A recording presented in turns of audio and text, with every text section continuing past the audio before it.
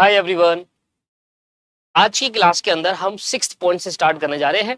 Previous lecture के अंदर मैंने आपको सम इंपॉर्टेंट टर्म्स जो सारे के सारे थे वो करा दिए थे, तो मैं इसमें डन लिख रहा हूँ। राइट, तो आज हम पढ़ेंगे advance concept of subscription. Subscription के बारे में मैंने पिछली क्लास में आपको बताया था। सब्सक्रिप्शन एक ऐसा अमाउंट होता है जो मेंबर द्वारा दिया जाता है एनपीओ को, जिससे एनपीओ की एक तरीके की इनकम होती है। ये हर रेगुलर बेसिस मिलती है। आप ईयरली बेसिस पे एनपीओ दे दो, आप क्वार्टरली बेसिस पे दे दो, हाफ ईयरली बेसिस पे दे दो, पर जनरली हमारे पास जो क्वेश्चन आता है वो ईयरली बेसिस का आता है। तो हमें ये देखना है कि करंट ईयर में हमने कितना सब्सक्रिप्शन कमाया इस साल, तो हमारी इनकम होगी। अब सब्सक्रिप्शन का एडवांस कॉन्सेप्ट कुछ है नहीं ज्यादा। अगर इसको आप बहुत सारे स्टूडेंट को क्या करते हैं, बहुत ज्यादा सोचते हैं कि यार ये तो बहुत बड़ा कॉन्सेप्ट है, दिमाग खराब करता है, समझ नहीं आता। सिंपल सी चीज, एक चीज आता वो बताता हूँ भाई। वो इनकम जो हमारे करंट ईयर से बिलोंग कर रही है, वो इनकम एंड एक्सपेंडिचर के क्रेडिट साइड में है। सिंपल। अगर कोई सब्सक्रिप्शन हमारे करंट ईयर से बिलोंग करता है, करंट ईयर से बिलोंग करता है, चाहे मिले और चाहे ना मिले, वेदर रिसीव्ड और वेदर नॉट रिसीव्ड, वो हमारे इनकम एंड एक्सपेंडिचर के क्रेडिट साइड में आएगा, क्योंकि वो करंट ईयर का सब्सक्रिप्शन है। अगर कोई सब्सक्रिप्शन वो करंट ईयर का नहीं है, नेक्स्ट ईयर का इस साल मिल गया, उसको हटाना पड़ेगा। अगर जुड़ रखा है तो, अगर जुड़ा ही नहीं है तो हटाओगे क्यों? सिंपल सी बात है भाई। वो सब्सक्रिप्शन जो हमारे को करंट ईयर में मिला पर ये बिलोंग तो नेक्स्ट ईयर को कर रहा है, उसको हटा दो। वो सब्सक्रिप्शन जो हमारे करंट ईयर को हमें मिला पर बिलोंग प्रीवियस ईयर को कर रहा है, वो हटा दो। सिंपल। हमें क्या देखना है कि करंट ईयर में हमारा सब्सक्रिप्शन से रिलेटेड इनकम कितनी रही। यही दोस्तों एडवांस कॉन्सेप्ट ऑफ सब्सक्रिप्शन है। आइए समझते हैं।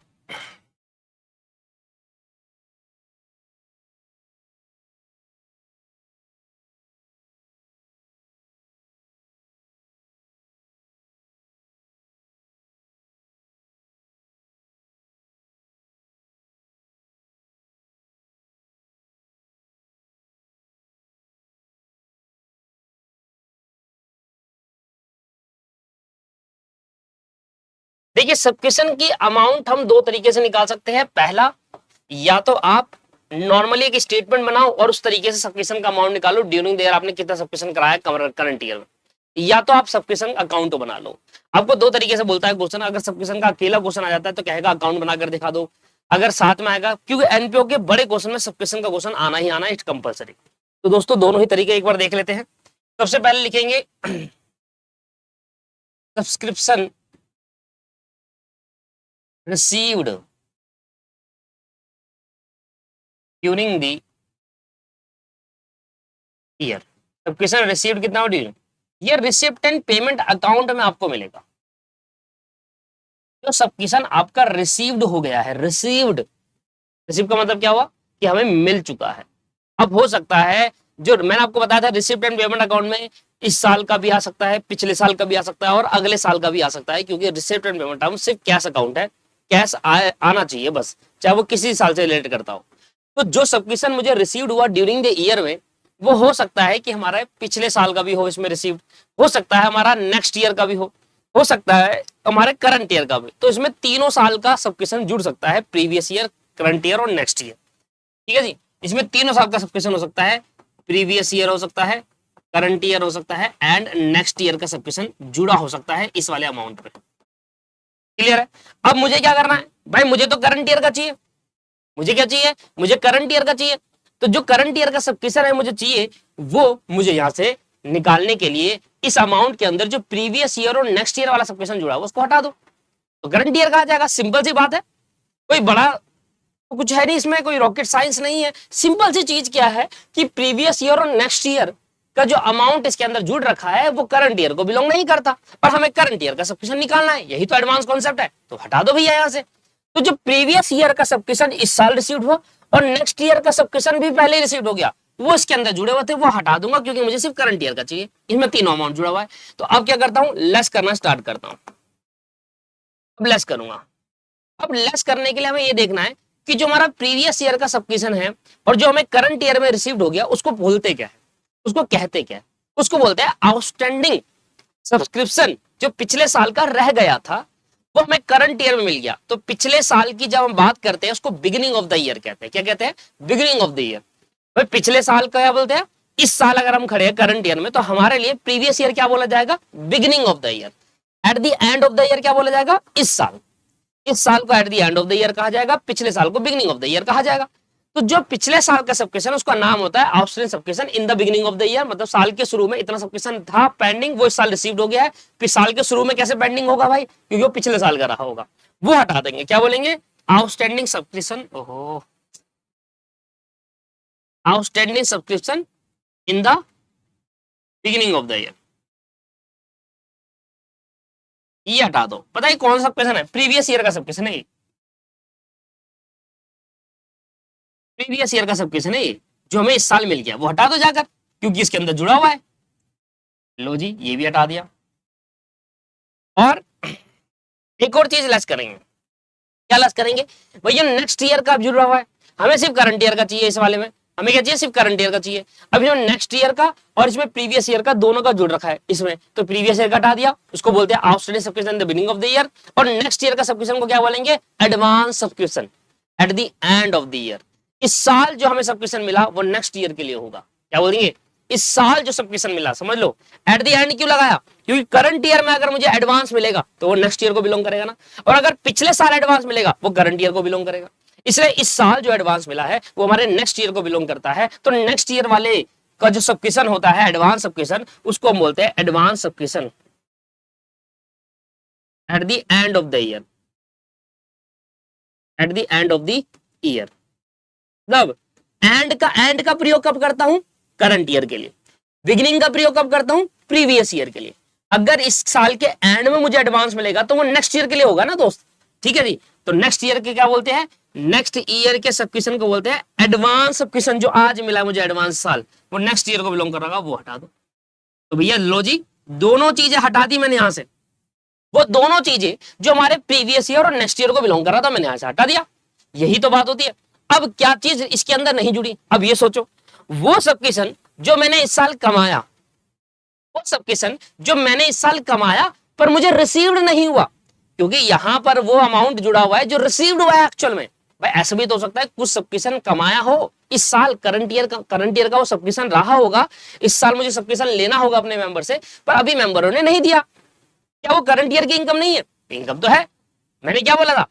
सब्सक्रिप्शन वेदर रिसीव्ड और नॉट रिसीव्ड, अगर वो करंट ईयर से बिलोंग कर रहा है तो करंट ईयर की इनकम मानी जाएगी। तो यहां पर तो मैंने रिसीव्ड वाली कहानी लिख दी। अब वाली लिखो कि भैया वो सब्सक्रिप्शन जो मैंने कमा लिया, मेरी अर्निंग है, एनपीओ के लिए वो इनकम है, पर वो अभी रिसीव्ड नहीं हुई। तो रिसीव्ड वाली पार्ट यहां पर मैं ऐसा कर चुका हूं। अब जो नहीं रिसीव्ड हुआ पर वो करंट ईयर को बिलोंग कर रहा है, वो यहां पर दिखाना है। क्या है होता है इसका? इसके लिए ऐड करूंगा। क्यों करूंगा? क्योंकि जुड़ा नहीं है सर। कुछ ऐसा सब्सक्रिप्शन होता है जो रिसीव्ड नहीं हुआ पर करंट ईयर को बिलोंग कर रहा है, जुड़ा नहीं है, इसलिए ऐड कर रहा हूं। बोलते हैं outstanding subscription eight the end of the year, eight the end of the year.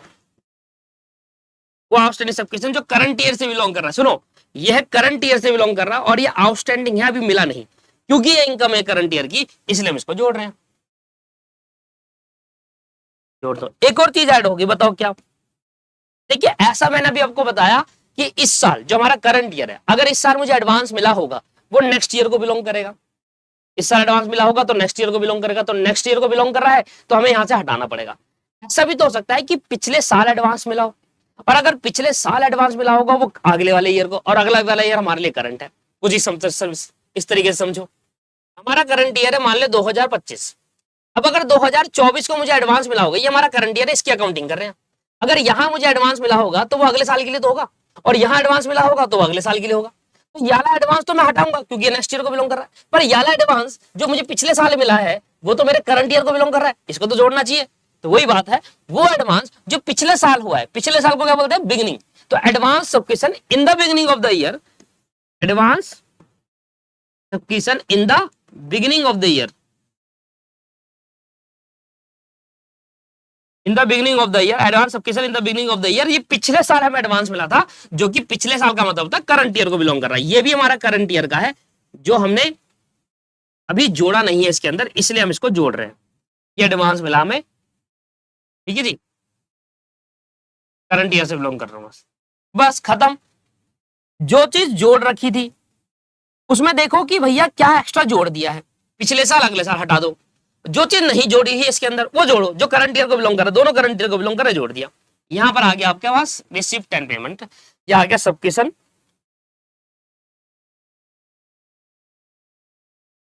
जो आपका इनकम एंड एक्सपेंडिचर के क्रेडिट साइड में आएगा। लो जी, छोटी सी चीज थी। अब इसका ही अकाउंट बना लेते हैं।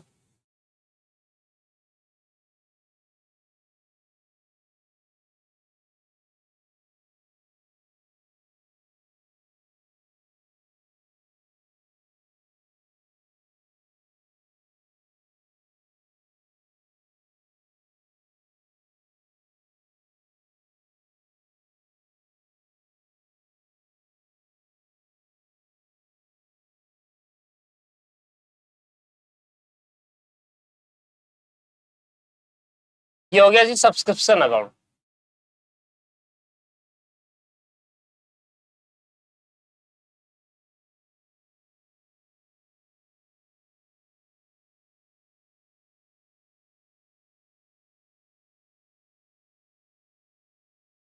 देखिए सब्सक्रिप्शन अकाउंट बड़ा सिंपल अकाउंट होता है।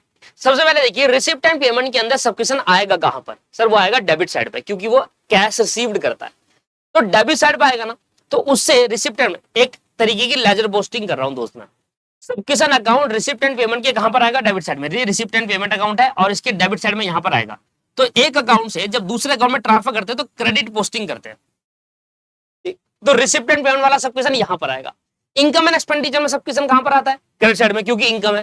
सब्सक्रिप्शन एक इनकम है, क्रेडिट साइड में आएगा। तो इनकम एंड एक्सपेंडिचर से अगर सब्सक्रिप्शन में क्रॉस पोस्टिंग करती है तो वो डेबिट साइड में आएगा। तो एक बात आपको क्लियर हो जानी चाहिए कि अगर मैं यहां पर लिख रहा हूं,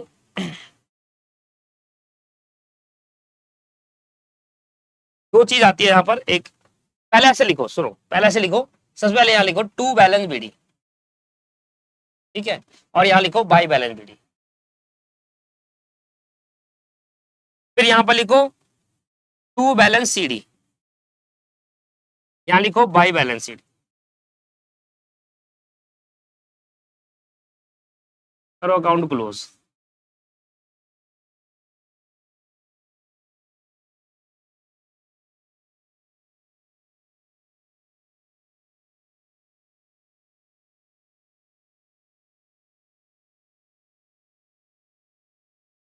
चलिए इसको नाम दो।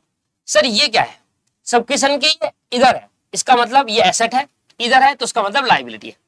एसेट साइड में क्या आएगा? वो सब्सक्रिप्शन जो मैंने कमा लिया मुझे नहीं मिला, वो मेरी एसेट हो गया। तो यहां पर आता है एट आउटस्टैंडिंग इन बिगिनिंग, ठीक है। ये आउटस्टैंडिंग इन बिगिनिंग यहां पर आएगा क्योंकि स्टार्टिंग बिगिनिंग से होगी। और यहां पर आएगा outstanding at end, outstanding at end, वो आउटस्टैंडिंग सब्सक्रिप्शन जो हमने कमा लिया पर हमें नहीं मिला, हमारी एसेट होगी। एसेट स्टार्ट डेबिट साइड से होती है, उसका बैलेंस कहां का होता है? क्रेडिट साइड में। तो आउटस्टैंडिंग इन बिगिनिंग, यार देखो आउटस्टैंडिंग इन बिगिनिंग वो यहां पर आएगा, और आउटस्टैंडिंग एट एंड ये यहां पर आएगा, क्योंकि भाई ये क्या है? एसेट है। वो सब्सक्रिप्शन जो कमा लिया हमें नहीं मिला है, वो सब्सक्रिप्शन जो हमने नहीं कमाया फिर भी हमें एडवांस मिल गया, लायबिलिटी होती है। स्टार्ट करते हैं क्रेडिट साइड से, क्या बोलेंगे इसको? Advance in beginning, advance in beginning, advance subscription in beginning. और अगर बिगिनिंग यहां पर है तो उसका एंड कहां होगा? बैलेंस बीडी उसका है तो सीडी कहां होगा? Advance in at end. समझ में आ रहा है? अगर एक का बैलेंस बीडी यहां है आउटस्टैंडिंग का, तो क्रेडिट बैलेंस यहां होगा ना, क्लोजिंग बैलेंस। और अगर ओपनिंग बैलेंस एडवांस का यहां पर है तो क्लोजिंग बैलेंस यहां होगा। बात समझ में आ गई? यहां क्यों डाला है? ये एसेट है। वो सब्सक्रिप्शन जो कमा लिया मिला नहीं, एसेट होती है। वो सब्सक्रिप्शन जो नहीं कमाया फिर मिल गया, लायबिलिटी होती है। स्टार्टिंग समझ में आ गई? डेबिट साइड और क्रेडिट साइड क्यों करा। अब यहां पर आएगा to income and expenditure account, to income and expenditure account. ज्यादातर ये आपसे कहता है निकालने को बैलेंसिंग फिगर, और यहां आएगा by receipt and payment account. अब सुन लो, by receipt and payment account यहां पर क्यों आया? ये हमेशा ज्यादातर गिवन होगा, पर उल्टा भी हो सकता है, जरूरी नहीं है ऐसा हो हर बार। देखिए सिंपल चीज, ये चार चीजें तो आपको क्वेश्चन में गिवन होती है। अगर इन चारों में से क्वेश्चन में गिवन नहीं है तो एक को नील बना लो, कोई बड़ी बात नहीं। ये गिवन है, ये गिवन है, ये गिवन है, ये नहीं है तो नील कर लो उसको।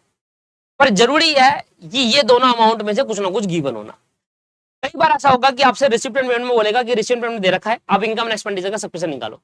तो रिसिप्ट एंड पेमेंट अकाउंट में जो सब्सक्रिप्शन दे रखा होगा वो टोटल अमाउंट यहां रख देंगे, और इसका दे रखा ये अमाउंट दे रखा होगा, टोटलिंग करके ये और ये माइनस करके बैलेंस फिगर से ये निकल जाएगा। हो सकता है कि आपको बोले इनकम एंड एक्सपेंडिचर हम बना कर दे रहे हैं, रिसिप्ट एंड पेमेंट बनाओ, तो यहां पर आपको बैलेंस अमाउंट दे देंगे, यहां अमाउंट आ जाएगा आपका, और अमाउंट आने के बाद इस जगह पर अमाउंट आने के बाद आप ये वाला अमाउंट निकालेंगे बैलेंस फिगर से। जनरली जो होता है वो रिसिप्ट एंड पेमेंट का अमाउंट दे रखा होता है, सबक्वेशन में रिसिप्ट एंड पेमेंट में सबक्वेशन दे रखा होता है और हमें इनकम एंड एक्सपेंडिचर का पूछता है, जनरली ये होता है, इसलिए मैंने बैलेंस फिगर यहां लिख दिया। पर हर बार ऐसा ना हो, ऐसा जरूरी भी नहीं है, हो सकता है आपको ये गिवन हो और ये निकालना हो, पर बैलेंस फिगर तो निकाल ही लोगे भाई। आपको ये चार अमाउंट गिवन है, ये चार गिवन है, और इनमें से ये गिवन हो तो ये निकल जाएगा बैलेंस फिगर से, ये गिवन होगा तो ये निकल जाएगा। ये बात समझ में आ गई, ये क्रेडिट क्यों हुआ, डेबिट क्यों हुआ? डेबिट इसलिए हुआ क्योंकि ये इनकम एंड एक्सपेंडिचर के क्रेडिट साइड में जाएगा, क्रॉस पोस्टिंग होती है, और ये क्रेडिट इसलिए हुआ कि अगर यहाँ क्रेडिट होगा तभी रिसिप्ट पेमेंट के डेबिट साइड में जाएगा, क्योंकि कैश रिसिप्ट डेबिट में आता है। ये हो गया जी खत्म, 15 मिनट में आपको समझा दिया पूरा का पूरा क्लियर। अब देख लेते हैं कोई क्वेश्चन ऐसा है, एक क्वेश्चन करा देता हूं सबक्वेशन से रिलेटेड।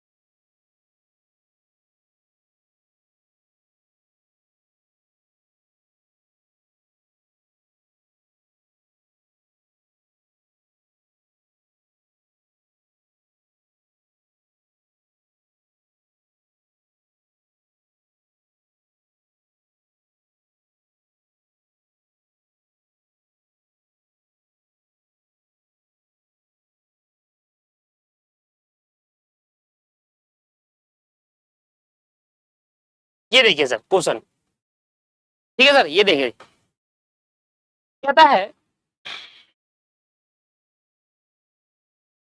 कहता है city sport club of Surat had received, received का मतलब हो गया जो अमाउंट टोटल रिसीव्ड हुआ 50,000 टुवर्ड्स सबक्वेशन, टोटल अमाउंट इतना रिसीव्ड हुआ। Subscription for 2021 unpaid, 2021 unpaid on 1/4, ये है बिगिनिंग ऑफ द ईयर, जो अनपेड है 5,000 रुपए, इसको बोलते हैं outstanding subscription in the beginning of the year, जो हमें कह रहा है अनपेड है।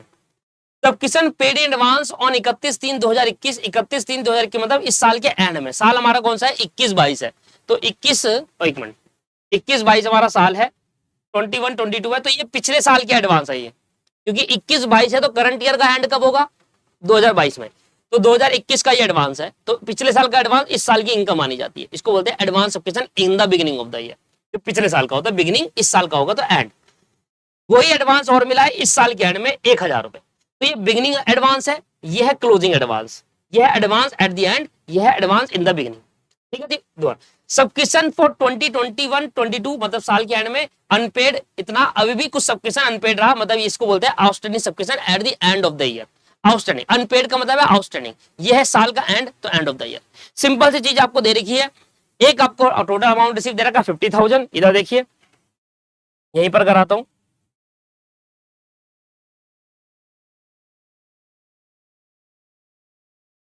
सब कुछ आपको दे रखा है, देखो सबसे पहले इधर आ जाइए, टोटल सबक्वेशन कितना रिसीव हुआ 50,000 रिसीव हुआ, डालो यहाँ पर 50,000। इसके बाद ये देखिए कि भैया देखो पिछले साल 21 क्या है पिछले साल, 22 क्या है इस साल, पिछले साल को बिगिनिंग 22 को एंड, पिछले साल का आउटस्टैंडिंग दे रखा है 5,000, तो जो पिछले साल का आउटस्टैंडिंग है बिगिनिंग का वो तो प्रीवियस ईयर का है, हटा दो यहाँ से 5,000 मैंने यहाँ से हटा दी। अच्छा इसके बाद कह रहा है सबक्वेशन पेड इन एडवांस, पिछले साल 2021 करंट ईयर 2022, पिछले साल का एडवांस बिगिनिंग एडवांस होता है, करंट ईयर का एडवांस क्लोजिंग, तो इस साल जो मिला होगा क्लोजिंग में वो अगले साल के लिए होगा, तो ये 1,000 रुपए हटेगा और ये पिछले साल का एडवांस है जो इस साल के लिए ये जुड़ेगा, सिंपल। तो इस साल का एडवांस 1,000 रुपए हटा दो और पिछले साल का एडवांस जो 1,250 मिला था पिछले साल वो इस साल के लिए होगा, वो जुड़ेगा। इसके बाद आ गया सर इस साल का क्लोजिंग एडवांस, क्लोजिंग आउटस्टैंडिंग कितना है 31 मार्च 2022 को हमारा अनपेड है 2,250 रुपए, इस साल एट द एंड हमारा इतना पैसा भी आना बाकी जो हमारी इनकम है, करो सल सोल खत्म हो गया। 50,000 माइनस 5,000 माइनस 1,000 प्लस 2,250 और प्लस 1,250, ये आ जाएगा 47,500, 47,500। आइए दोस्त मैं इसको भी कराता हूँ, इसमें भी इससे भी कराता हूँ आपको। तो सबसे पहले देखिए outstanding in the beginning. Sir outstanding in the beginning क्या दे रखा, ढूंढो 5000 यहाँ डाल दो। आउटस्टैंडिंग इन द बिगिनिंग ये बहुत सिंपल होता है। आउटस्टैंडिंग इन द बिगिनिंग यहाँ डाला, आउटस्टैंडिंग क्लोजिंग देखो क्या है 2250 यहाँ डालो, क्लोजिंग यहाँ, बिगिनिंग आउटस्टैंडिंग कहाँ, क्लोजिंग यहाँ। एडवांस बिगिनिंग कितना है 1000 रुपए, आपने एडवांस बिगिनिंग यहाँ पर आ रहा 1000 रुपए, और एडवांस क्लोजिंग आपके पास कितना है 1250 में यहाँ डाल दिया। अब क्वेश्चन में आपको गिवन क्या क्या निकालना है, आपको निकालना है इनकम एंड एक्सपेंडिचर का बैलेंस, और गिवन है रिसिप्ट एंड पेमेंट का। पता कैसे चला रिसिप्ट एंड पेमेंट का, भाई जो कैश रिसीव्ड हुआ है ना सबकिशन का, जो रिसीव्ड हुआ है वो रिसिप्ट एंड पेमेंट में आएगा। तो यहाँ पर दे रखा है सबकिशन टोटल कितना रिसीव्ड हुआ है 50,000, वो तो रिसिप्ट एंड पेमेंट का आता है। तो यहाँ पर आपने 50,000 यहाँ डाला। अब आप बैलेंस फिगर से निकाल लो, 50,000 1051, 50,000 प्लस 1,000 प्लस 2250, यह आ जाएगा 53,250, यहाँ आएगा 53,250। इसमें से माइनस करेंगे 1250, इसमें से माइनस करेंगे 5,000। गलती कर दी क्या, 47,000 आ रहा है, इधर गलती हुई होगी। फिर 50,000 माइनस 5,000 माइनस 1,000,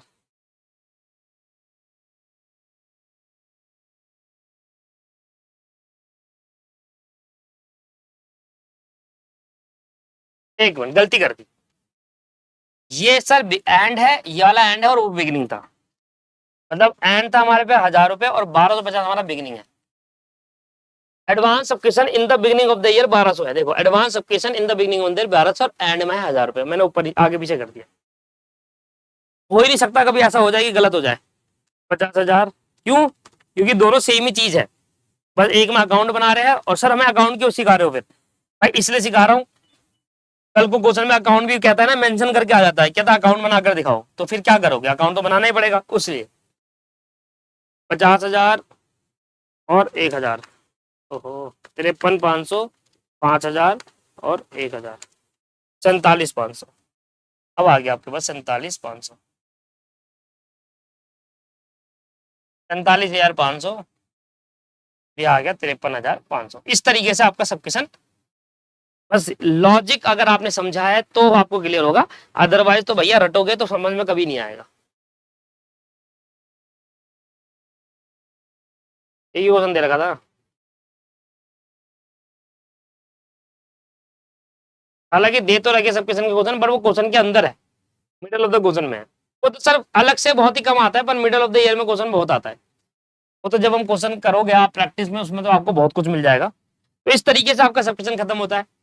ठीक है, एक बात का ध्यान रखिएगा, मैं कुछ बातें आपको बता देना चाहता हूँ सब क्वेश्चन में जो आपको ध्यान रखनी है। पहली बात, अगर क्वेश्चन में मैं ये कह रहा हूं, अब एक बात बताओ, 5,000 और 1,000 इसके अंदर जुड़े हुए हैं, 5 और 1 जुड़ा हुआ है, इसका मतलब 6,000 जुड़े हुए। अगर मैं यहाँ डायरेक्टली 46,000 रुपए लिख दूं, अगर मैं यहाँ पर सुनो, previous year, current year, next year, सुनना, रिसिप्ट एंड पेमेंट में तीनों अमाउंट दे रखे, प्रीवियस, करंट और नेक्स्ट, ऐसे दे रखा है। रिसिप्ट पेमेंट में तीनों अमाउंट दे रखे, previous year, current year, next year. ये आया रिसिप्ट पेमेंट में, ये रिसिप्ट एंड पेमेंट में ना, ठीक है, यहाँ सब क्वेश्चन आया ऐसे करके 2, और यहाँ दे रखा है प्रीवियस ईयर का, नेक्स्ट करंट ईयर का और नेक्स्ट ईयर का। लेट्स सपोज ये दे रखा है 5,000, ये दे रखा है 50,000 और ये दे रखा है 2,500, 10,000 बोल लेते हैं। ठीक है भाई, कितना हो गया 50, 60 और ये 65,000 रुपये। अब एक चीज करो, दो तरीके, या तो आप 65,000 लो, ठीक है, और उसमें से 10,000 और 5,000 माइनस कर दो, क्योंकि 65,000 के अंदर क्या जुड़ा है, नेक्स्ट ईयर और करंट ईयर, प्रीवियस ईयर का जुड़ा हुआ है। तो आपने 65 लिया और नेक्स्ट ईयर प्रीवियस ईयर घटा दिया। अगर एक स्टूडेंट ने, उसको लॉजिक समझ में आता है, वो क्या करेगा, भाई मैं ये लूं क्यों, पहले ये लूं फिर ये और दोनों हटाऊं। अबे मैं डायरेक्टली ये ले लेता हूं ना, जो मैं करंट ईयर का मुझे डायरेक्टली दे रखा है, तो मैं ये लूंगा, तो ये मुझे हटाना ही नहीं पड़ेगा। तो दो ट्रीटमेंट आपको नहीं करनी पड़ी। अगर आप डायरेक्टली यहाँ 50,000 लेते हो तो ये आपको ये दोनों हटाने नहीं पड़ेंगे, क्योंकि 50 में जुड़े नहीं। अगर 65 लेते हो तो फिर हटाना पड़ेगा आपको 5,000, 10,000। तो ये होता है लॉजिक से, जो कितना अच्छे से समझ पाता है। कई बार क्वेश्चन में ऐसे गिवन होता है, डायरेक्टली गिवन होता है कि हमारे पास 250 मेंबर है और हर एक मेंबर 5,000 रुपए का सब्सक्रिप्शन पे कर रहा है, और हमारे पास 200 मेंबर है, तो फिर इसकी जरूरत ही क्या है, कुछ भी जरूरत नहीं है भाई। हमारे पास 200 मेंबर है और हर एक जना 5,000 रुपए दे रहे हैं, तो 5,000 इंटू 200 कर देना, सीधे सीधे निकल आएगा कि भाई टोटल अमाउंट ऑफ सब्सक्रिप्शन कितना होता है, अर्न करते हैं हम करंट ईयर में। ये करने की नीड ही नहीं है। पर एक बात का ध्यान रखिएगा, सुनना ध्यान से, जो उसमें बताना है कि भाई ये जो बिगिनिंग ऑफ द ईयर है ना, outstanding the beginning of the year, ये हमारा लायबिलिटी होता है, ये पिछले साल है, ये लायबिलिटी, सॉरी माय मिस्टेक, ये एसेट है, इनकम है। तो देखिए यहाँ पर मैं लिख देता हूं, कि भैया देखो ये एसेट है और एसेट है, तो ये पिछले साल की बैलेंस शीट में आएगा, इसको बोलते हैं ओपनिंग बैलेंस शीट में यहां पर आएगा। दिख देता हूं यहां पर, यहां नहीं, यहां लिखता हूं कॉन्सेप्ट में। इस बात का ध्यान रखिएगा, यहां पर देखो एनपीओ में 2 बैलेंस शीट बना दी होती है, ये आएगा ओपनिंग बैलेंस शीट में, और ओपनिंग बैलेंस शीट में कहां आएगा, एसेट साइड में आएगा, क्योंकि पिछले साल का है। अच्छा, और बताओ पिछले साल का कौन सा है, ये वाला advance subscription eight the end of the year. ये देखो इधर देखो, ये क्लोजिंग बैलेंस शीट में आएगा सर, ठीक है। कहां पर आएगा, लायबिलिटी साइड में, क्योंकि इस साल जो एडवांस मिला वो अगले साल के लिए, तो इस साल तो लायबिलिटी हुई, समझ में आ रहा है। ये बताओ कहां पर आएगा, outstanding subscription eight the and, मतलब एंड का मतलब है करंट ईयर का आउटस्टैंडिंग सब्सक्रिप्शन जो मुझे नहीं मिला, ये करंट ईयर की बैलेंस शीट में आएगा, मतलब closing balance sheet. Current year का बैलेंस शीट का मतलब होता है closing balance sheet, closing balance sheet की एसेट साइड में आएगा। अच्छा, पिछले साल जो मुझे एडवांस मिला था वो करंट ईयर को बिलोंग कर रहा है, जो पिछले साल एडवांस मिला होगा तो पिछले साल जो लायबिलिटी रहा होगा दोस्त, इस साल जो एडवांस मिलता है वो इस साल लायबिलिटी रहता है ना, क्योंकि वो नेक्स्ट ईयर के लिए होता है। सिमिलरली ऐसा पिछली बार एडवांस मिला होगा करंट ईयर के लिए, पिछली बार एडवांस मिला करंट ईयर के लिए, तो पिछली बार की बैलेंस शीट में तो लायबिलिटी साइड दिखेगा, तो जो पिछले साल एडवांस मिला था ना वो हमारा पिछले साल वाली बैलेंस शीट में लायबिलिटी साइड में दिखेगा, opening balance sheet. Opening balance sheet का मतलब हो गया पिछले साल की बैलेंस शीट, ये लायबिलिटी साइड में दिखेगा। इस बात का ध्यान रखिएगा, ये 3-4 चीजें आपको ध्यान रखनी है। पिछले साल वाला चीजें पिछले बिगिनिंग वाले बिगिनिंग बैलेंस शीट में आता है, एंड वाला क्लोजिंग बैलेंस शीट में आता है।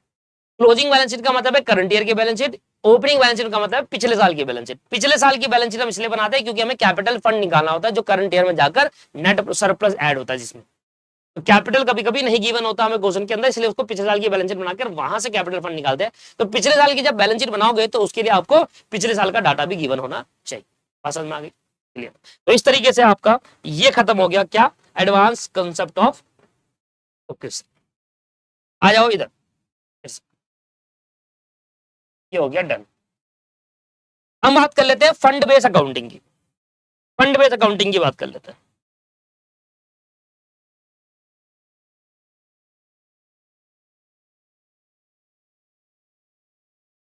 डालेंगे फंड बेस अकाउंटिंग, लिखवाने का कोई भी आइटम नहीं है, सिंपली एक्सप्लेन करूंगा क्या है फंड बेस अकाउंटिंग, ज्यादा लिखवाने का काम नहीं करेंगे। What is the meaning of fund, पहले बताओ फंड का मतलब क्या होता है। फंड बेस अकाउंटिंग, देखिए फंड का मतलब होता है एक स्पेशल टाइप का डोनेशन, एक स्पेशल टाइप का डोनेशन, मतलब स्पेशल डोनेशन को हम फंड कहते हैं, स्पेसिफिक डोनेशन।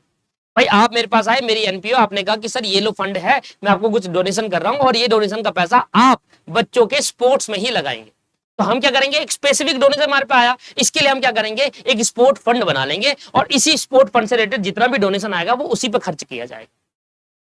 इसको बोलते हैं fund base accounting. Fund base accounting इसने लगाया कि फंड में होगा, कभी पैसा आएगा, कभी खर्चा होगा, कभी उस फंड से इनकम होगी, तो उन चीजों का करना क्या है, उन चीजों की अकाउंटिंग कैसे करनी, इसलिए फंड बेस अकाउंटिंग निकाला। कोई अगर आपसे पूछे कि फंड क्या होता है, स्पेसिफिक टाइप के डोनेशन को फंड कहते हैं, जनरल डोनेशन को फंड नहीं कहते। अगर कोई डोनेशन स्पेसिफिक टाइप का है, लेट सपोज हमने खोला टूर्नामेंट फंड, हमने प्राइज फंड खोला, हमने स्पोर्ट फंड खोला, तो ये फंड जो खोले जा रहे हैं ये स्पेसिफिक टाइप के डोनेशन के लिए खोले जा रहे हैं कि अगर हमारे को टूर्नामेंट कराना है, तो अगर कोई डोनेटर आके कहता है कि लो मैं टूर्नामेंट के लिए आपको डोनेट कर रहा हूं, तो वो पैसा टूर्नामेंट में ही लगाया जाएगा। अब इसकी कुछ शर्तें हैं दोस्तों, क्या शर्तें हैं, पहली शर्त ये है कि फंड बेस अकाउंटिंग के अंदर आपको ये देखना होता है कि जो पैसा हमें आया है वो उसी फंड में यूटिलाइज करना होता है, जो भी खर्चा होगा वो उसी फंड से निकाला जाएगा उस फंड के लिए। अगर कोई दूसरा, मैंने टूर्नामेंट फंड बनाया और मुझे प्राइज डिस्ट्रीब्यूट करना है, तो टूर्नामेंट फंड का पैसा यूटिलाइज नहीं होगा प्राइज डिस्ट्रीब्यूशन में या स्पोर्ट खरीदने, स्पोर्ट मटेरियल खरीदने में। जिस चीज के लिए वो फंड बनाया जाता है, स्पेसिफिक डोनेशन के लिए जो होता है, जो फंड बनाया जाता है जिस चीज के लिए, उसी जगह वो पैसे को यूटिलाइज करना होता है। अब इसकी अकाउंटिंग किस तरीके से होती है, 3 चीजें हैं जो आपको ध्यान समझनी है। कोई भी पैसा आएगा उस फंड से रिलेटेड, वो उसी में जोड़ा जाएगा, पहला। दूसरी बात, कोई भी खर्चा होगा उस फंड से रिलेटेड उसी में से निकाला जाएगा। तीसरा जो आपको बहुत इंपॉर्टेंट है, उस फंड से होने वाली इनकम उसी फंड की मानी जाएगी। अगर ये 3 चीज आपने समझ ली तो आपका फंड बेस अकाउंटिंग 5 मिनट में खत्म होता है। हम जब पेड क्लास में कराते हैं ना, तो इन्हीं 3 चीज को हम समझाने के लिए 5 से 6 एग्जाम्पल लेते हैं। तो मैंने 3 पॉइंट आपको बताया ना, इसके लिए मुझे 5 से 6 एग्जाम्पल लेकर बताने होते हैं कि अगर देखो ये फंड का पैसा आया, अगर खर्चा ज्यादा हो गया, फंड का पैसा कम हो गया तो क्या करेंगे, खर्चा कम रहा, फंड के पैसे बच गया तो क्या करेंगे, ये चीज देखनी। दूसरा, इस फंड से होने वाली इनकम, सर वो कैसी इनकम होती है? भैया फंड का पैसा पड़ा है कहीं ना कहीं तो बैंक अकाउंट में जमा कराया होगा। अब बैंक में जमा कराया होगा तो बैंक आपको इंटरेस्ट देगा। कहीं आपने उस फंड का पैसा इन्वेस्ट कर दिया तो इन्वेस्टमेंट के तौर पे आपको कुछ रिटर्न आएगा। तो फंड से होने वाले, फंड के पैसों को यूटिलाइज करने से होने वाली income, it is a part of fund. मेरा फंड का पैसा पड़ा है 5 करोड़ रुपए, उस 5 करोड़ को मैंने इन्वेस्ट कर दिया कि ऐसी यूटिलाइज, अभी तो टूर्नामेंट कराना नहीं है तो इसको 1 साल के लिए इन्वेस्ट कर देते हैं, एफडी करा ली बैंक में। अब 5 करोड़ के फंड में मुझे एफडी का पैसा रिटर्न मिल गया, मान लो 50 लाख रुपए मिल गया। अब 50 लाख रुपए के अन्य यूज में लगा सकता हूं? नहीं, उस 50 लाख को आपको वही उसी फंड में जोड़ना होगा और उसी फंड से रिलेटेड खर्चा करना। अगर आपने मेरी ये बातें अभी तक सुनी, इस बातों में खत्म होता है फंड बेस्ड अकाउंटिंग, कुछ भी नहीं है। आइए एक एग्जांपल के तौर पे लेते हैं स्पेसिफिक फंड, जो भी स्पेसिफिक फंड होगा वो लिख देना, स्पेसिफिक फंड।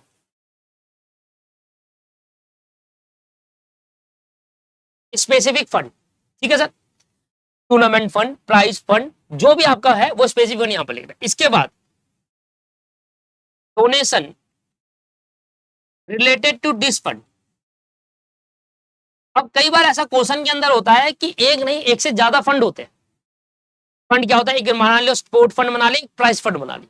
अब प्राइज फंड में जो डोनेशन आया है प्राइज फंड के लिए, तो प्राइज फंड में ही तो जोड़ा जाएगा, इसलिए donation related to this fund उसी में जोड़ा जाएगा। जिस चीज का वो फंड है उसी चीज से रिलेटेड जो डोनेशन आएगा उसमें जोड़ाएगा दिस फंड।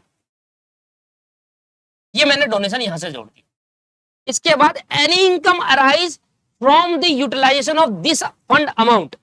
कोई भी इनकम अराइज होती है इस फंड के अमाउंट को यूटिलाइज करने से, वो इनकम इसी फंड का माना जाएगा, उसमें जोड़ा जाएगा। Income arise for utilisation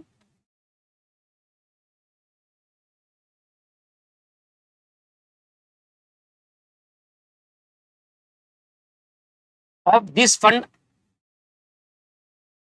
amount. इस फंड के अमाउंट को यूटिलाइज करके कोई इनकम अराइज हो रही है, वो इसी फंड का पार्ट माना जाएगा, जोड़ दिया जाएगा। Any expense related to this fund,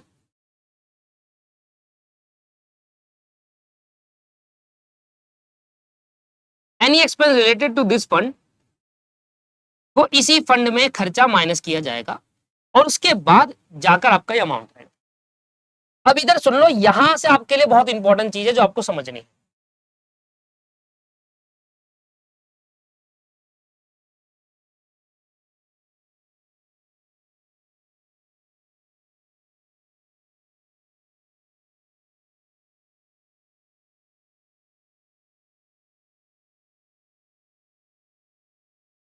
sir ऐसा होगा कि फंड में अभी बैलेंस बच जाएगा,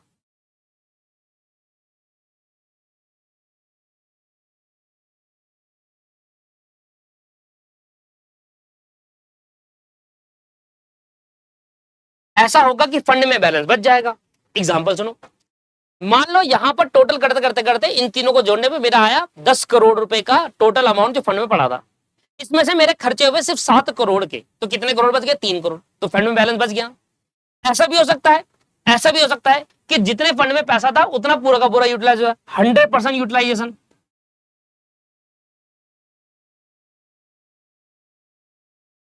और ऐसा भी हो सकता है कि जो पैसा मेरे फंड में पड़ा था वो कम बढ़ गया और खर्चे ज्यादा हो गए।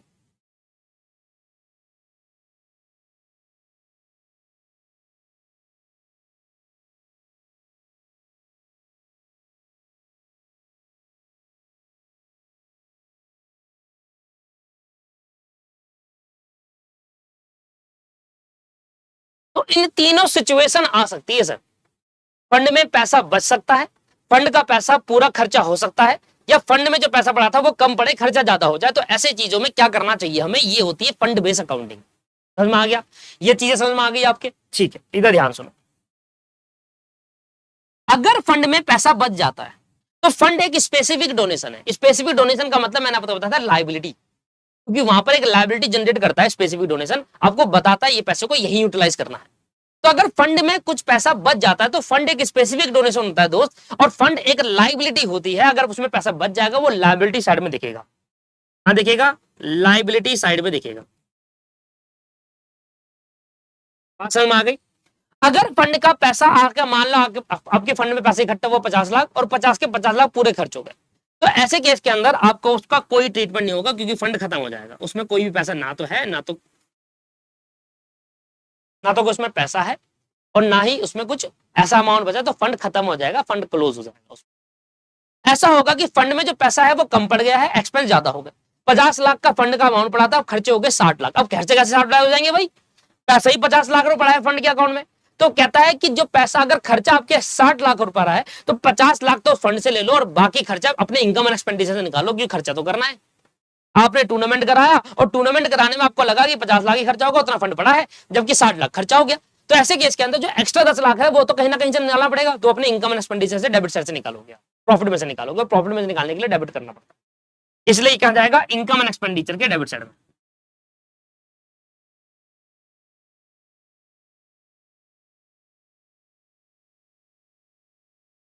जो क्लास में क्लास में हम 1 घंटा 1.5 घंटा लगा के इस फंड बेस्ड अकाउंटिंग को समझाता हूं, बिल्कुल 5 से 10 मिनट में मैंने आपको एक्सप्लेन कर दिया। और ये पूरा सार है पेड क्लास का, जो हम एक वे अच्छे मैनर में समझाते हैं, एक एक एग्जाम्पल करा कर आगे बढ़ते हैं। जैसे कि हमने ये समझाया, फिर इसके बाद डोनेशन से रिलेटेड समझाई, खर्चों से रिलेटेड समझाया, फिर अगर कोई इनकम अराइज हो उसका अलग अलग, तो डिफरेंट एग्जाम्पल से बेस को बढ़ाते हुए चलते हैं और 1-1.5 घंटे के अंदर फिर खत्म कराते हैं फंड बेस्ड अकाउंटिंग। पर फास्ट ट्रैक में ये क्या हुआ, 5 मिनट में हो गया। कैसे हो गया, 5 मिनट में हुआ, एक्सप्लेन कर लिखने में समय लगा ज्यादा से ज्यादा 5 मिनट, हो गया 5 मिनट में, पर था इतना ही और कुछ है नहीं। इसको बोलते हैं फास्ट ट्रैक बैच। इसलिए बेनिफिशियल होता है स्टूडेंट के लिए कि जो चीज हमें 1 घंटे में सिखाई जाती है, 1.5 घंटे में सिखाई जाती है, वो 5 मिनट में हम सीख जाते हैं, वो सारा समराइज करके। That's called fast track batch. आइए दोस्तों, इसका बेसिस पर एग्जांपल कर लेते हैं और एग्जांपल करने के बाद हमारा ये फंड बेस्ड अकाउंटिंग खत्म हो जाता है। कुछ भी नहीं है इसके अंदर, हलवा था ये। एग्जाम्पल, भाई मेरे पास एक टूर्नामेंट फंड है, इसका पैसा मेरे पास पहले से बैलेंस पड़ा हुआ था साल के शुरू में 10 लाख रुपए। इसके बाद मुझे आया donation receive during the year,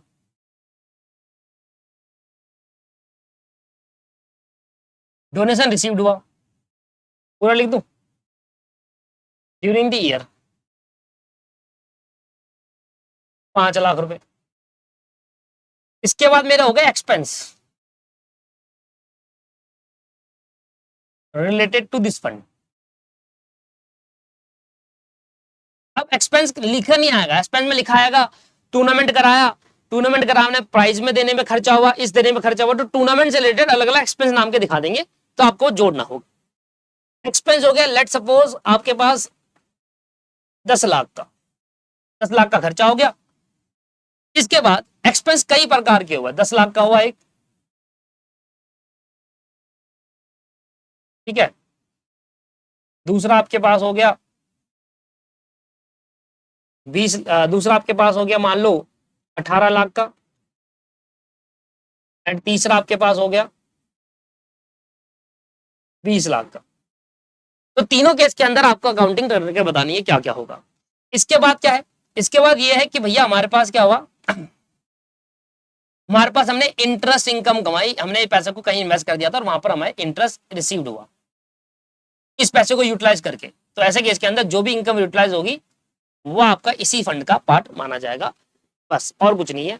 यही आता है मैक्स टू मैक्स। अब बताइए सर क्या अकाउंटिंग ट्रीटमेंट होगी, यहां पर कहते हैं फंड बेस्ड अकाउंटिंग।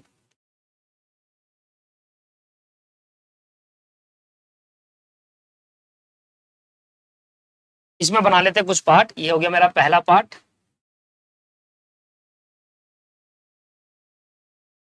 यहां हो गया दूसरा पार्ट,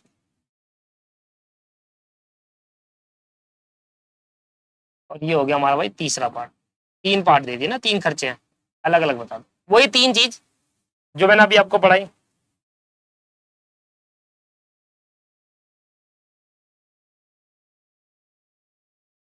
आइए सबसे पहले आएगा कि टूर्नामेंट फंड में हमारे पास कितना पैसा पड़ा था पहले से। टूर्नामेंट फंड बैलेंस, हमारे पास बैलेंस था 10 लाख, तीनों ही केस में 10 लाख 10 लाख हमारे पास बैलेंस था। इसके बाद हमें डोनेशन रिसीव्ड हुआ, वो इसका पार्ट माना जाएगा, डोनेशन हमारे पास रिसीव्ड हो गया। डोनेशन रिसीव्ड हुआ सर कितना जी, 5 लाख 5 लाख और 5 लाख, तीनों केस में सेम डोनेशन रिसीव्ड हुआ। इसके बाद हमें इंटरेस्ट इनकम भी हुई, तो इंटरेस्ट हमने कमाया इस फंड को यूज करके, तो इसी का पार्ट माना जाएगा, अलग से नहीं दिखाते उसको। इंटरेस्ट रिसीव कितना जी, 3 लाख हमारे को इंटरेस्ट रिसीव हुआ, 3 लाख और 3 लाख, ये टोटल अमाउंट है जो फंड के अंदर पड़ा हुआ है। कितना भाई, 10, 5, 15, 16, 17, 18 लाख। अब सर यहां से माइनस कर दो expense related to this fund, तो हमने यहां से एक्सपेंस माइनस करा, तो पहला एक्सपेंस है 10 लाख रुपए। अगर एक्सपेंस 18 लाख हुआ तब क्या अकाउंटिंग ट्रीटमेंट होगी, और एक्सपेंस अगर 20 लाख हुआ तब क्या अकाउंटिंग ट्रीटमेंट होगी। तो ऐसे केस के अंदर अब हमारे पास ये आ जाता है net fund. Fund tournament fund में अब क्या क्या रहता है,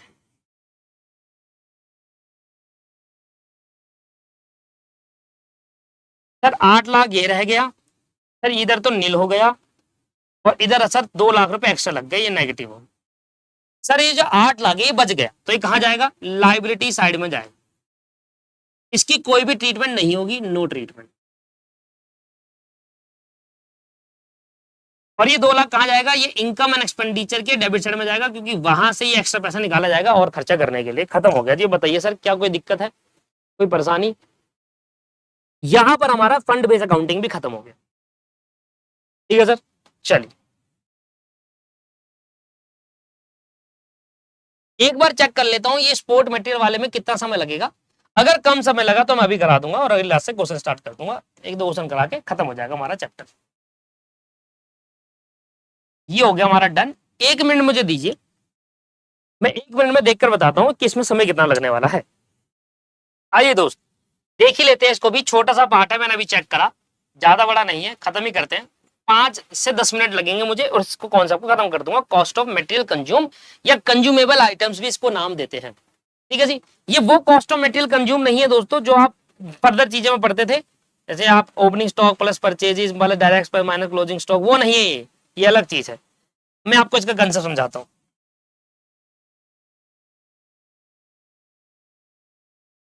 कॉस्ट ऑफ मटेरियल कंज्यूम्ड या कंज्यूमेबल आइटम्स।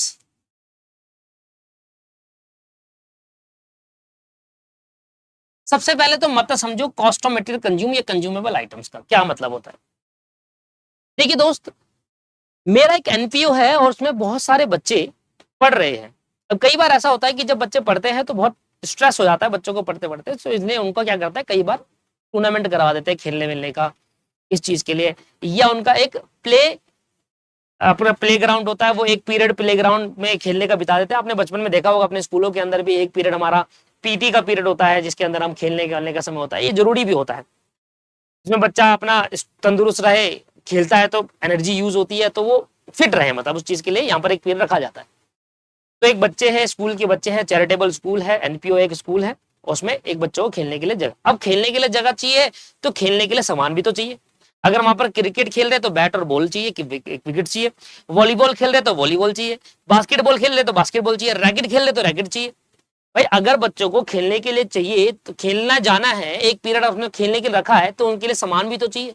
तो जो सामान ड्यूरिंग द ईयर उस क्या कहते हैं, उस एनपीओ के अंदर कंज्यूम हो रहा है, तो उसको कंज्यूमेबल आइटम्स कहते हैं। जरूरी नहीं है यहाँ पर क्रिकेट है, अगर आप हॉस्पिटल की बात कर लेंगे, कुछ ऐसा सामान होगा, कुछ ऐसे दवाइयां होंगे या कुछ ऐसे चीज होंगे, इंजेक्शन, ये सारी क्या है, रोजाना बेसिस पर कंज्यूमेबल आइटम है। इंजेक्शन कितना कंज्यूम होता है हॉस्पिटल्स के अंदर। तो अगर कोई चैरिटेबल हॉस्पिटल है, उसके अंदर इंजेक्शन, रुई, पट्टी, ये सब क्या होता है, रेगुलर बेसिस पर कंज्यूम होता है, जो यूज होता है। तो ऐसे एनपीओ के कुछ कंज्यूमेबल आइटम्स होते हैं जो रेगुलर बेसिस पे उनका यूज किया जाता है एनपीओ के अंदर। तो उनकी कॉस्ट कैसे निकालनी है, आप जरा ध्यान समझिएगा। अब भाई एक बात बताओ, रोज एनपीओ जाकर बैट तो नहीं खरीदेगा, रैकेट तो नहीं खरीदेगा। एनपीओ गया, एनपीओ ने कहा एक साथ 10 बल्ले 10 बैट खरीद लिए, एक साथ 10 रैकेट खरीद लिया, तो एक सामान अच्छा खासा इकट्ठा खरीद लिया, और इस सामान खरीदने में 5 लाख रुपए एनपीओ के लग गए कि भाई रैकेट खरीदना इकट्ठा 20-15 रैकेट खरीद लिए, जो बच्चे अलग अलग आके खेल सके, है ना। तो इस तरीके से खरीद के रख लिए। अब मान लीजिए ऐसा तो नहीं है कि 20 रैकेट खरीदे 20 के 20 दे देंगे बच्चों को। अगर बच्चे वहां पर 4 या 5, 6 खेल रहे हैं, तो 6 के 2-2 के स्लैब में 4 ही तो रैकेट देंगे। 8 खेल रहे तो 4 ही तो रैकेट बने, तो 20 रैकेट का क्या करना है। तो क्या कहता है कि एनपीओ जो 5 लाख रुपए का सामान लेके आए, कि सारा का सारा खर्चा मान ले।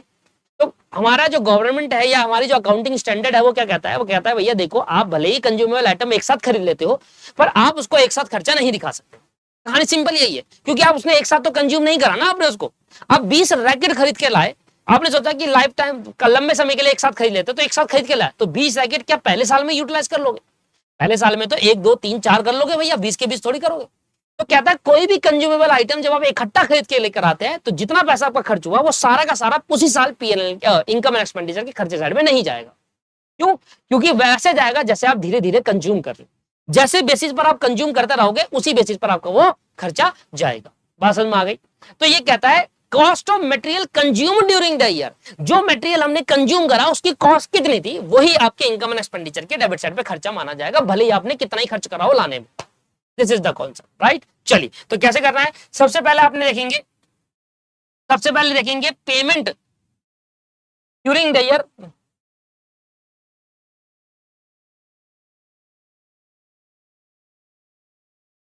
यहां पर आएगा material payment during the year, जो आप मटेरियल खरीद के लाए हो। आइटम्स भी लिख सकते हो, आइटम्स मतलब कंज्यूमेबल आइटम और material payment during the year. तब ड्यूरिंग द ईयर कितना पेमेंट आपने खरीदा, मतलब कितने रुपए का सामान खरीदा? मैंने कहा भाई 5 लाख का खरीदा। अब 5 लाख में बहुत सारे कंज्यूमेबल आइटम खरीद लिए जो रोजाना बेसिस पर यूज होने। अब सारे के सारे तो पहले साल में यूज नहीं कर पाओगे। ऐसे में कहते हैं कि भैया कुछ ऐसे भी तो खर्चे होंगे, कुछ ऐसे भी तो कंज्यूमेबल आइटम्स होंगे जो पिछले साल के पड़े हो, कुछ ऐसे भी कंज्यूमेबल आइटम होंगे जो पिछले साल से रिलेटेड है, पहले उनको यूज करोगे तभी तो नया लेकर आओगे। हमने कहा जो पिछले साल के हमारे कंज्यूमेबल आइटम्स है हम उसको पहले यूटिलाइज करेंगे। यही होता है दोस्तों, पिछले साल हमारे कुछ रैकेट्स पड़े हुए थे तो स्टूडेंट को पहले पिछले साल के रैकेट देंगे या नई खरीद के लाके उनको दे देंगे? पिछले साल वाले देंगे, बेसिक लॉजिक है। तो जो पिछले साल का स्टॉक पड़ा है पहले वो यूटिलाइज करा होगा आपने। तो opening stock of consumable items, opening stock of consumable item, ये आपने यूज करा होगा। इसके बाद यहां पर आपने और क्या करा है सर? और आपने ये करा है कि भैया जो क्लोजिंग स्टॉक है उसको हटा दो, जो बच गया। Closing stock of consumable items. अब समझना, लेट सपोज कि हमारे पास, या माइनस कर देना, एग्जांपल समझ लो। लेट सपोज कि हमारे पास 5 लाख रुपए का हमने इस साल खरीदा, पिछले साल का 1 लाख का मटेरियल पड़ा हुआ था, तो टोटल मटेरियल हमारे पास कितने का हो गया? 6 लाख का। तो 6 लाख का हमारे पास मटेरियल पड़ा हुआ है जो हम यूज कर रहे हैं, धीरे धीरे यूज कर रहे हैं। हम यूज कर ही पाए कितना? सिर्फ 3 लाख रुपए। 4 लाख का यूज कर पाए उस साल, 4 लाख का मटेरियल हम कंज्यूम कर पाए। तो कितना बच गया सर? 2 लाख बच गया। तो जो आपने कंज्यूम नहीं करा उसको हटा दोगे ना यहां से, तो तब जाके क्या निकल जाएगा? तब जाकर यहां पर निकल जाएगा आपके पास कि वो ये अमाउंट जो हमने कंज्यूम करा। लेट सपोज 5 लाख का हम खरीद के लाए, 1 लाख हमारे पहले से पड़ा था, तो हमारे पास 6 लाख का कंज्यूमेबल आइटम पड़ा है। हमने टोटल उस ईयर में हमारे जो भी हमारा कंज्यूम हुआ वो निकालने के लिए हम क्या करेंगे? हम देखेंगे भाई कितना हमारा रह गया है, बच गया साल के एंड में। साल के एंड में गए स्टॉक के एंड में और देखा अच्छा ये तो लगभग 2 लाख का माल पड़ा हुआ है। इसका मतलब हमारे पास 6 लाख का माल था, 2 लाख का पड़ा हुआ है, बच गया जो हम यूज नहीं कर पाए साल के एंड में। तो कितना यूज कर लिया उस ईयर में? हमने 4 लाख का माल यूज कर लिया। तो ये आपका इनकम एंड एक्सपेंडिचर के डेबिट साइड पर जाएगा। इस तरीके से कहानी होती है। जितना आप करंट ईयर में यूज कर पाओगे उतना ही आप खर्चा दिखाओगे। जो आप यूज नहीं कर पाए ये वाला, उसको आप क्लोजिंग स्टॉक मान के हटा दोगे और बाकी अगले साल इसको यूज करोगे ओपनिंग बनाकर। ये क्लोजिंग स्टॉक अगले साल ओपनिंग बन जाएगा, पहले यूज होगा, तो ये अगले साल की अकाउंटिंग में खर्चा दिखाया जाएगा, राइट? तो भले ही आपने खर्च करा इस साल ज्यादा, पर जो आप यूज करोगे उसको खर्चा ही दिखाया जाएगा। यहां आएगा इनकम एंड एक्सपेंडिचर के cost of material consume during the, बोल सकता हूं उसको cost of material consumed during the year, cost of material consumed during the year. मतलब ये वो कंज्यूम है, ये वो खर्चा है जो हमने ड्यूरिंग द ईयर कंज्यूम करा। तो ये कहां पर जाएगा? इनकम एंड एक्सपेंडिचर के डेबिट साइड में जाएगा। खर्चा है ना हमारा, कहां जाएगा? डेबिट साइड में जाएगा सर। पर ये यहां ही खत्म नहीं होता, मैंने बीच में स्पेस छोड़ा हुआ है।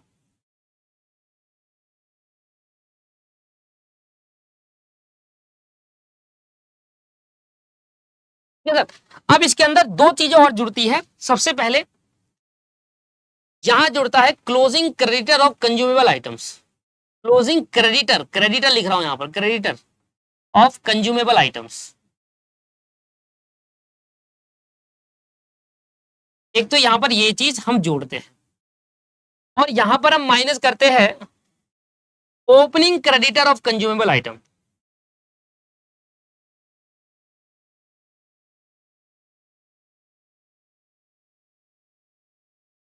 Opening creditor of consumable item यहां से हम हटा देते हैं।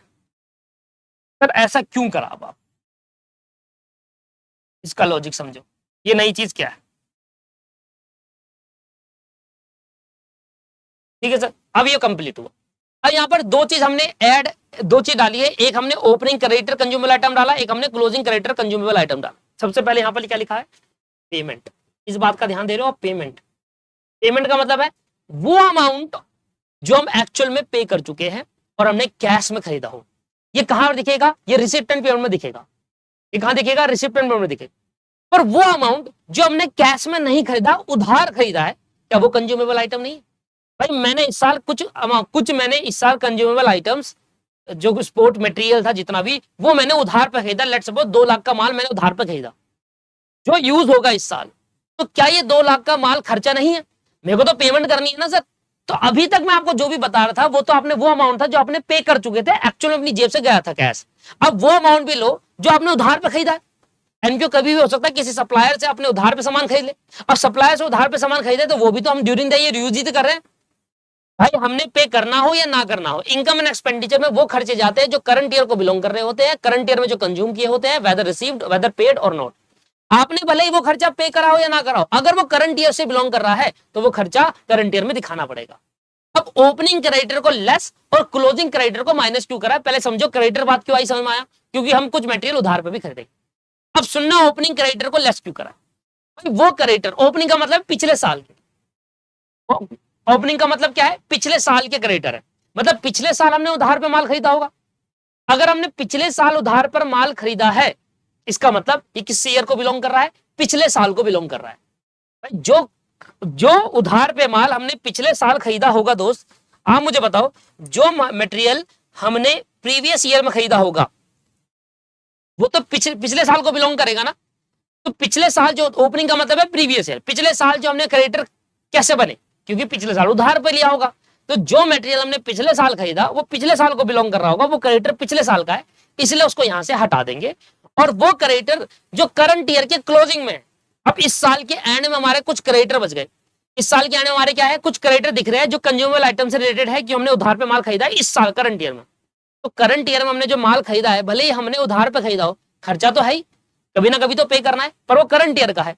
तो इसलिए क्लोजिंग क्रेडिटर जो करंट ईयर में है related to consumable item, creditor बहुत सारे होते हैं, पर कंज्यूमेबल आइटम से रिलेटेड जो क्रेडिटर है, ये क्वेश्चन में गिवन होगा, उसको ऐड किया जाएगा। क्यों? क्योंकि ये इस साल को बिलोंग कर रहा है। इस बात का ध्यान रखिएगा।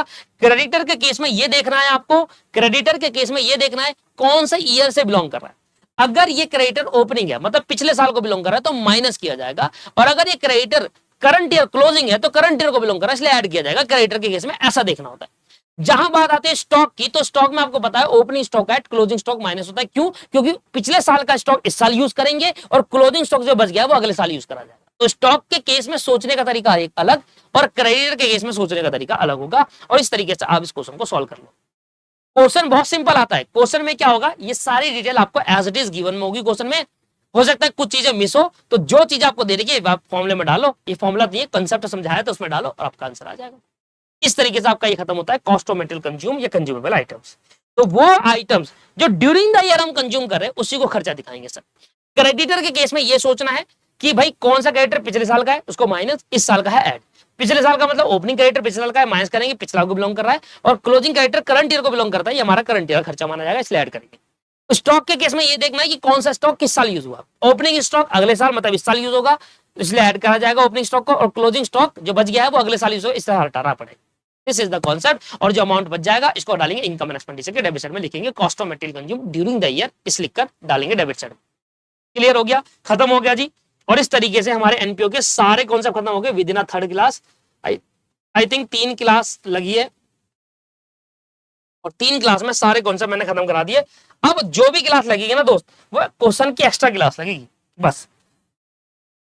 अब आपको पता है इसके क्वेश्चन ऐसे होते हैं कि एक क्लास में एक ही क्वेश्चन हो पाता है। तो अगर मुझे 3 क्वेश्चन भी कराने हैं तो 3 क्लास समझ लो ऊपर से लग गई। क्वेश्चन में वही कराऊंगा जो आपके प्रैक्टिकल प्रॉब्लम है, जिसके आंसर आपको नहीं दे रखे। क्योंकि देखिए इलस्ट्रेशन को देखकर क्वेश्चन फिर भी स्टूडेंट एक बार समझने को कर लेगा, प्रैक्टिकल प्रॉब्लम के आंसर कहां से करेगा, उसके तो आंसर होते ही नहीं है बुक में, तो वो दिक्कत आती है, तो वो मैं आपको यहाँ पर करा दूंगा। ठीक है जी, have a nice day, bye bye and take care, thank you.